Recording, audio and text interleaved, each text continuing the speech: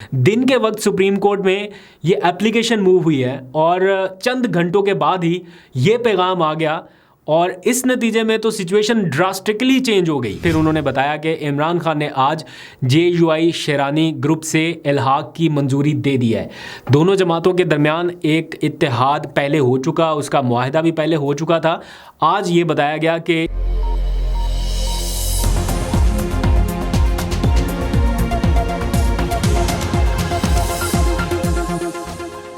बिस्मिल्लाहिर्रहमानिर्रहीम, अस्सलाम वालेकुम। पाकिस्तान और दुनिया भर में देखने और सुनने वालों को अब्दुल कादिर का सलाम। मुल्की सियासत में ड्रामाई सूरत-ए-हाल बरकरार है और ऐसे में कुछ रिसेंट बड़ी डेवलपमेंट्स हो रही हैं। किसी का पूरा जोर किसी को नाअहल करने के ऊपर है और किसी का पूरा जोर किसी को अहल करने के ऊपर है। लेकिन इसी सारी सूरत-ए-हाल के दौरान एक बहुत ही अनयूजुअल एक्टिविटी हुई, या यूँ कह लीजिए कि एक गैर मामूली सूरत-ए-हाल पैदा हुई जिसकी थोड़ी सी वजाहत अभी ज़रूरी है और हो सकता है कि कुछ देर में ये वजाहत आ भी जाए। लेकिन सूरत-ए-हाल बड़ी दिलचस्प है, वो आपको बतानी है।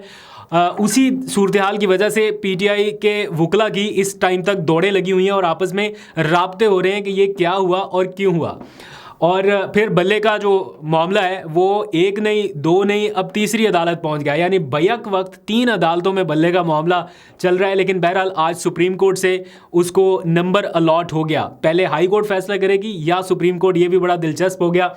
और फिर इमरान खान का जेल से लिखा गया आर्टिकल जो दी इकोनॉमिस्ट को उन्होंने भेजा, उन्होंने पब्लिश भी कर दिया, उसके ऊपर भी थोड़ी सी बात करनी है। लेकिन सबसे पहले उस दिलचस्प सूरत-ए-हाल की बात करता हूँ जिसकी वजह से थोड़ी सी बेयकीनी या ऐसी सूरत-ए-हाल है जिसकी वजाहत दरकार है।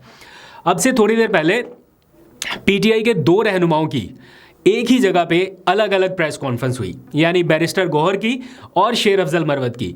ये दोनों लीगल टीम के लोग हैं, तो एक ही जगह पे प्रेस कॉन्फ्रेंस एक ही वक्त में की जा सकती थी, लेकिन ऐसा नहीं हुआ। बल्कि जो हम तक इनविटेशन पहुंचा था वो भी यही था कि बैरिस्टर गौहर ही प्रेस कॉन्फ्रेंस करेंगे। तो जैसे ही उन्होंने अपनी प्रेस कॉन्फ्रेंस ख़त्म की तो शेर अफजल मरवत आए और उन्होंने प्रेस कॉन्फ्रेंस कर दी। इस सारी सूरत-ए-हाल को लेकर मीडिया के ऊपर कुछ स्पेकुलेशन चल रही है, लेकिन मैंने रीचेक कर लिया है, वेरीफाई कर लिया है कुछ मामला को, तो इसलिए आपके सामने रख रहा हूँ ताकि थोड़ी सी सिचुएशन क्लियर हो जाए।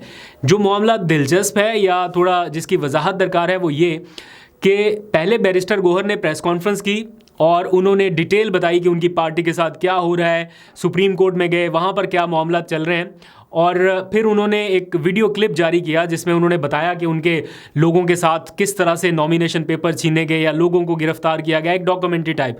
और ओवरऑल उसका लुबे लुबाव यही था कि वो सुप्रीम कोर्ट से इंसाफ चाहते हैं, अदलिया से इंसाफ चाहते हैं, लेवल प्लेइंग फील्ड चाहते हैं। जैसे ही वो प्रेस कॉन्फ्रेंस ख़त्म हुई तो एंट्री हुई शेर अफजल मरवत की। शेर अफजल मरवत ने आते ही बताया कि प्रेस कॉन्फ्रेंस तो हमने इकट्ठा करनी थी, लेकिन मैं चूँकि थोड़ा लेट हो गया और अभी अभी इमरान खान से मिल के आ रहा हूँ जेल से, तो मेरी कोशिश तो थी कि हम इकट्ठे ही कर लें, लेकिन थोड़ी ताख़ीर हो गई। और उस प्रेस कॉन्फ्रेंस को उन्होंने कहा कि मैं चूँकि इमरान खान साहब के साथ मिल के आया हूँ अभी, तो इसलिए मेरी इस प्रेस कॉन्फ्रेंस को इमरान खान का बयानिया या PTI का बयानिया समझा जाए। और आते साथ ही उन्होंने एक धुआंधार किस्म की प्रेस कॉन्फ्रेंस करते हुए चीफ जस्टिस काजी फाइज ईसा पर अदम एतमाद का इजहार कर दिया। और उन्होंने कहा कि ये इमरान खान का पैगाम है जो मैं पहुंचा रहा हूं और उन्हें काजी फाइज ईसा साहब पर एतमाद नहीं है। उन्होंने इसका बैकग्राउंड भी बताया कि उनके वकला के साथ किस तरह का ट्रीटमेंट किया जा रहा है और उनके केसेस किस तरह से डिले किए जा रहे हैं। बहरहाल उन्होंने काफ़ी धुएंधार तकरीर करते हुए ये सब कुछ कह दिया। लेकिन बैरिस्टर गौहर जब प्रेस कॉन्फ्रेंस कर रहे थे तो उनसे ये क्वेश्चन हुआ कि शेर अफजल मरवत ने दिन के वक्त भी अडयाला जेल के बाहर ये बात की है कि उन्हें ये पैगाम दिया गया इमरान खान साहब की तरफ से कि उन्हें काजी फाइज ईसा पर एतमाद नहीं है, तो पार्टी पॉलिसी क्या है। तो बैरिस्टर गौहर ने कहा कि मेरे इल्म में ऐसी कोई बात नहीं है, मतलब कि मुझे इमरान खान साहब ने ऐसी कोई बात नहीं की। लेकिन शेर अफजल मरवत इस बात पर कायम है कि उन्हें इमरान खान साहब की जानिब से ही ये कहा गया और वो पार्टी पॉलिसी ही बयान कर रहे हैं। मैंने इस मामले पर PTI के लोगों से बातचीत की कि असल नैरेटिव किसका माना जाए, कौन दुरुस्त कह रहा है, कौन गलत कह रहा है। तो मुझे ये बताया गया कि चूँकि असल लाइन बैरिस्टर गौहर की ही हो सकती है एज अ पार्टी चेयरमैन, तो उनसे ऊपर तो कोई इस वक्त ओहदा नहीं। बेशक वो अभी इलेक्शन कमीशन के फैसले की वजह से मुअत्तल हो गए, लेकिन इमरान खान की तरफ से नामजद चेयरमैन तो वही हैं, तो इसलिए उन्हीं की बात को माना जाएगा।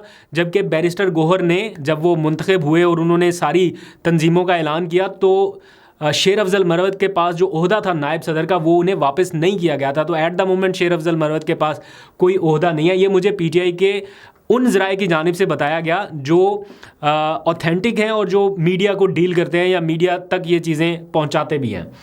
तो बहरहाल ये इस वक्त की सिचुएशन है, लेकिन मेरा अपना ये एनालिसिस है। मैं आपसे भी ज़रा पूछूंगा कि आपकी क्या राय है कि एक ऐसे वक्त में जब आपके पास और कोई ऑप्शन नहीं है और आप बल्ले का निशान मांगने सुप्रीम कोर्ट पहुंच चुके हैं, दिन के वक्त सुप्रीम कोर्ट में ये एप्लीकेशन मूव हुई है और चंद घंटों के बाद ही ये पैगाम आ गया और इस नतीजे में तो सिचुएशन ड्रास्टिकली चेंज हो गई।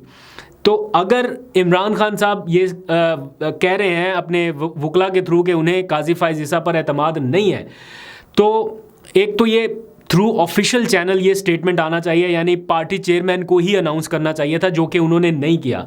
लेकिन शेर अफजल मरवत अगर कह रहे हैं कि मैं उनसे मिल के आया हूं और मैं आपको पार्टी का बयानिया बता रहा हूं, तो उनकी बात को भी इतनी आसानी से रद्द नहीं किया जा सकता।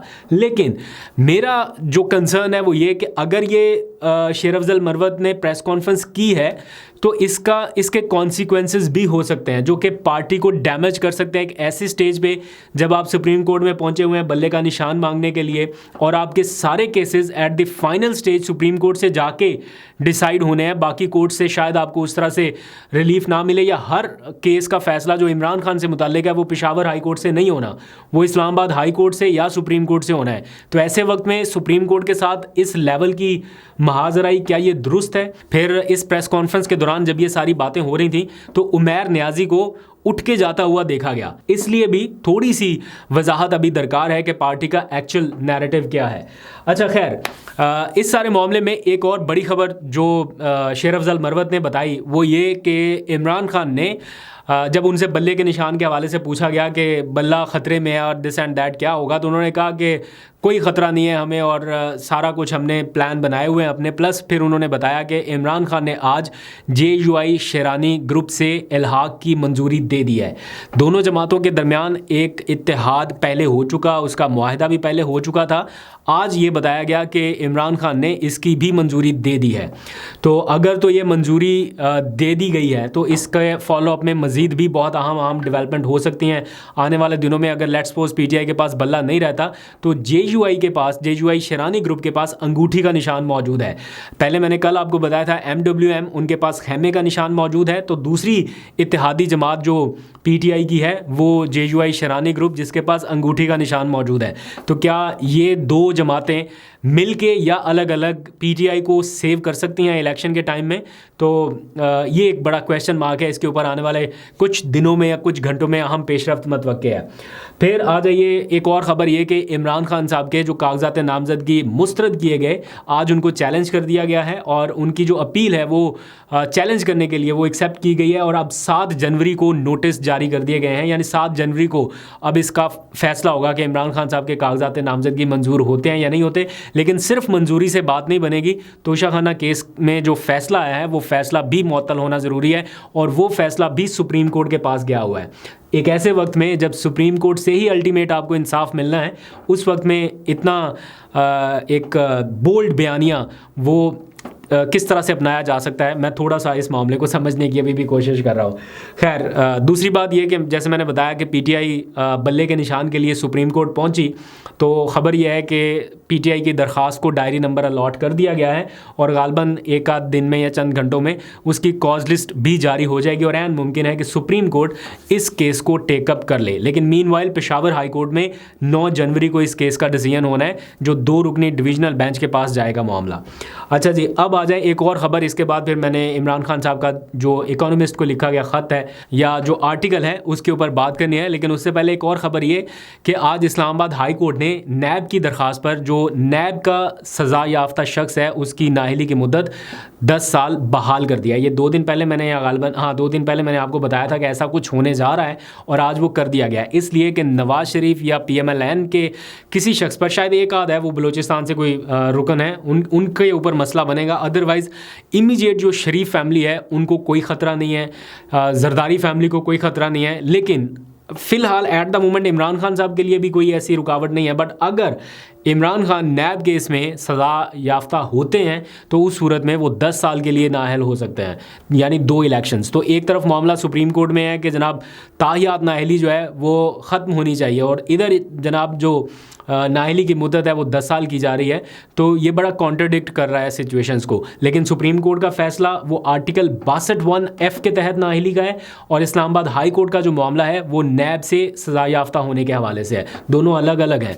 तो देखते हैं कि इमरान खान साहब को इससे कोई नुकसान होता है या नहीं, लेकिन वो तब होगा अगर वो नैब उनको सज़ा सुनाती है। तो आखिर में जाते जाते इमरान खान साहब का दी इकोनॉमिस्ट को लिखा गया आर्टिकल, उस आर्टिकल में वो लिखते हैं कि पाकिस्तान इस वक्त निगरान हुकूमतों की जानिब से चलाया जा रहा है, और ये दोनों निगरान हुकूमतें गैर आइनी हैं। दोनों नहीं बल्कि सूबों में भी जितनी हैं ये सारी निगरान हुकूमतें गैर आइनी हैं, गैर कानूनी हैं। और वो कहते हैं कि मेरी हुकूमत ख़त्म करने की जो वजह थी वो आज़ाद खारजा पॉलिसी थी जिसका मैं कायल था। और फिर उन्होंने कहा कि ये फ़ैसला कर लिया गया है कि मुझे इक़्तिदार में नहीं आने दिया जाएगा, तो इसके लिए हर किस्म के वसाइल जो हैं वो इस्तेमाल किए जा रहे हैं। मेरे ऊपर हमला हो चुका, मेरी पार्टी के ऊपर क्रैकडाउन हुआ, सोशल मीडिया के ऊपर क्रैकडाउन हुआ, यानी सोशल मीडिया से वाबस्ता पार्टी के जो लोग थे वो उठाए गए। फिर उन्होंने बताया कि किस तरह से जो सहाफ़ी थे उनके हामी या लाइक माइंडेड या जो भी आवाज़ बुलंद करने वाले सहाफ़ी थे उनके साथ क्या हुआ वो उन्होंने जिक्र किया। फिर उन्होंने कहा कि मेरे इक़्तिदार से निकलते ही अवाम ने फ़ैसला सुनाया कि वो किस तरफ खड़ी हैं, और अवाम उनके साथ खड़ी हो चुकी थी। फिर उन्होंने बताया कि कुछ 37 के करीब बाई इलेक्शंस हुए इक़्तिदार से निकलने के बाद, और उनमें से 28 के करीब इंतखाबात उन्होंने जीते हैं। और फिर लेवल प्लेइंग फील्ड के हवाले से और इलेक्शन कमीशन के किरदार और निगरान हुकूमत के किरदार के हवाले से उन्होंने बात की कि मेरी जो पार्टी है उसको लेवल प्लेइंग फील्ड नहीं दी जा रही। लेवल प्लेइंग फील्ड तो दूर की बात, खाली फील्ड तक नहीं दी जा रही। तो ये इमरान खान साहब का आर्टिकल है, इसमें और भी काफ़ी कुछ लिखा गया डिटेल। अगर आप पढ़ना चाहें तो आर्टिकल का लिंक जो है वो मैं यहाँ पे डाल देता हूँ, लेकिन वो मेरा ख्याल सब्सक्रिप्शन के ज़रिए मिलेगा। कुछ ट्वीट्स के ऊपर वो आर्टिकल की जो इमेजेस हैं वो आ चुकी हैं। अगर आप देखना चाहें तो थोड़ा ट्विटर सर्च कर लीजिएगा, वहाँ से भी आपको ईजिली मिल जाएंगे। अभी तक के लिए इजाज़त दीजिए, अपना बहुत सा ख्याल रखिए। अल्लाह हाफ़िज़।